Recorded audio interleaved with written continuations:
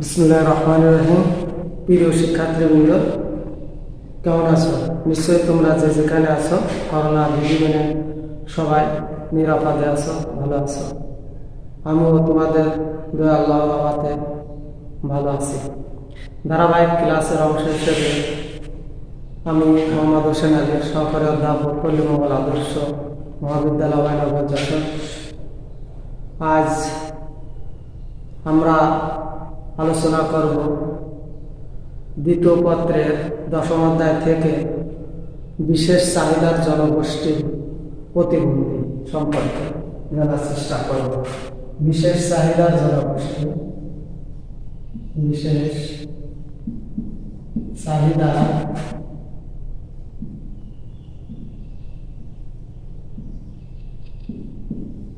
জনগোষ্ঠী প্রতিবন্ধী।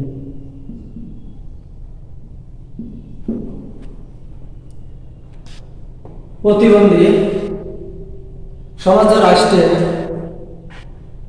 জনগণ স্বাভাবিকভাবে জীবনযাপন করে এবং তাদের চাহিদা পূরণ করে থাকে, কিন্তু সমাজে বা রাষ্ট্রে কিছু জনগণ আছে যারা স্বাভাবিকভাবে জীবনযাপন করতে পারে না এবং তাদের চাহিদাও পূরণ করতে অক্ষম। এই অক্ষমতাকে বলা হয়ে থাকে বিশেষ চাহিদার জনগোষ্ঠী। এই বিশেষ চাহিদার জনগোষ্ঠীর অন্যতম অংশ হল প্রতিবন্ধী।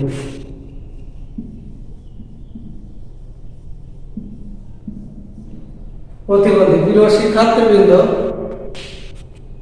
তাহলে প্রতিবন্ধী কি এ সম্পর্কে জানার আগে আমাদের জানতে হবে বিশেষ চাহিদার জনগোষ্ঠী সারা বিশ্বে বা জাতিসংঘ বিভিন্ন সংস্থার সমীক্ষা অনুসারে সারা বিশ্বে বিশেষ চাহিদার জনগোষ্ঠী কত। ইউএনও জাতিসংঘের সমীক্ষা অনুযায়ী এক রিপোর্ট অনুসারে বিশ্বে বিশেষ চাহিদার জনগোষ্ঠী প্রায় 10%, যা হিসাব করলে দাঁড়ায় 1,30,00,000 লোক। এই বিশেষ চাহিদার জনগোষ্ঠী তারা শারীরিক, মানসিক, সামাজিক, অর্থনৈতিক বিভিন্নভাবে এরা স্বাভাবিক জীবন যাপন করতে অক্ষম। এই অক্ষম ব্যক্তিরা হল প্রতিবন্ধী। প্রচলিত ধারণা অনুযায়ী প্রতিবন্ধী বলতে আমরা সাধারণত শারীরিক, মানসিক বিকলাঙ্গ, পঙ্গু ও শারীরিকভাবে অক্ষম ব্যক্তিদেরকে প্রতিবন্ধী হিসেবে আমরা গণ্য করতে পারি। কিন্তু আধুনিক কালে এই প্রতিবন্ধীর ধারণা বিস্তৃত এবং ব্যাপক পরিবর্তন ঘটেছে। শুধু শারীরিক, মানসিক অক্ষমতা বা বিকলাঙ্গ হলে তাদেরকে প্রতিবন্ধী বলা যায় না। প্রতিবন্ধী বিভিন্ন কারণে মানুষ প্রতিবন্ধী হতে পারে বা স্বাবলম্বী না হলে হতে পারে। দেখা যাচ্ছে কোনো দুর্ঘটনা বা জন্মগতভাবে বা চিকিৎসাজনিত কারণে, এই কারণেও মানুষ প্রতিবন্ধী হতে পারে। বিভিন্ন সংস্থা যেমন ILO, UNO,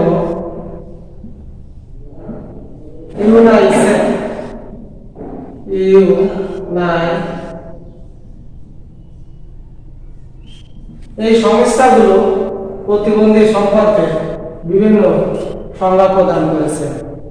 এবার আমরা জানার চেষ্টা করব আন্তর্জাতিক সংস্থা ILO এর ভাষ্য অনুসারে একজন প্রতিবন্ধী আছেন তিনি যার স্বীকৃতি শারীরিক ও মানসিক ক্ষতিগ্রস্ততার কারণে যথোপযুক্ত কর্মসংস্থানে প্রত্যাশা করে না। এই সংজ্ঞা বিশ্লেষণ করলে দেখা যায় যে একজন মানুষ যখন বিকলাঙ্গ হয়, শারীরিক, মানসিকভাবে বা কাজকর্ম করতে পারে না, তখন সে সমাজের হয়ে যায় বোঝা, সমাজের কাছে সেই মানুষটা হয়ে যায় অসহায়।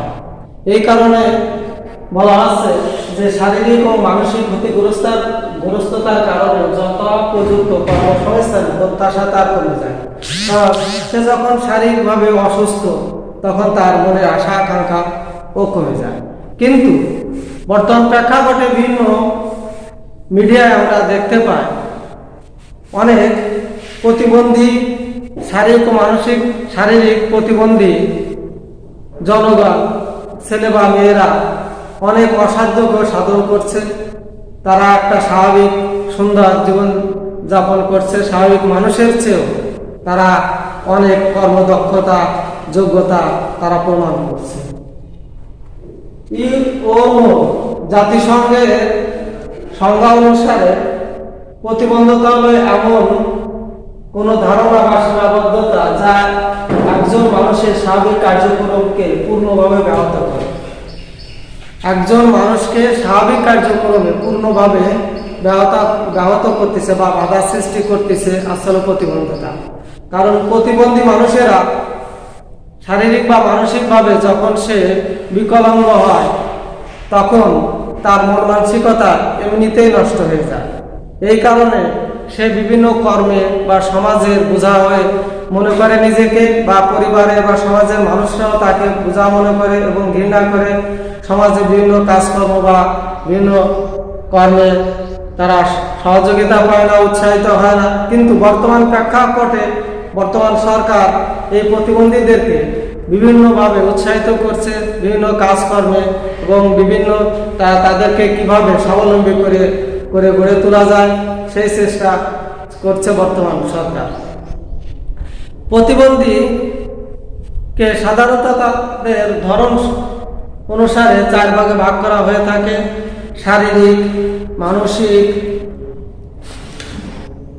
সামাজিক ও অর্থনৈতিক প্রতিবন্ধী। শারীরিক, মানসিক, সামাজিক ও অর্থনৈতিক প্রতিবন্ধী। এছাড়াও আরো কয়েকভাবে ভাগ করা যেতে পারে, যেমন দৃষ্টি প্রতিবন্ধী, শারীরিক প্রতিবন্ধী, বাক প্রতিবন্ধী, শ্রবণ প্রতিবন্ধী, চরম প্রতিবন্ধী এবং বহুমুখী প্রতিবন্ধী। প্রিয় শিক্ষার্থীবৃন্দ, তাহলে আমরা জানলাম বিশেষ চাহিদার জনগোষ্ঠী কারা এবং প্রতিবন্ধী বলতে আমরা কি বুঝে থাকি। প্রতিবন্ধী সমাজের বোঝানো, প্রতিবন্ধী সমাজের মঙ্গল এবং কল্যাণেও কাজ করে থাকে। তাহলে এবং প্রতিবন্ধী শ্রেণী বিভাগ সম্পর্কে। খুদা হাফেজ।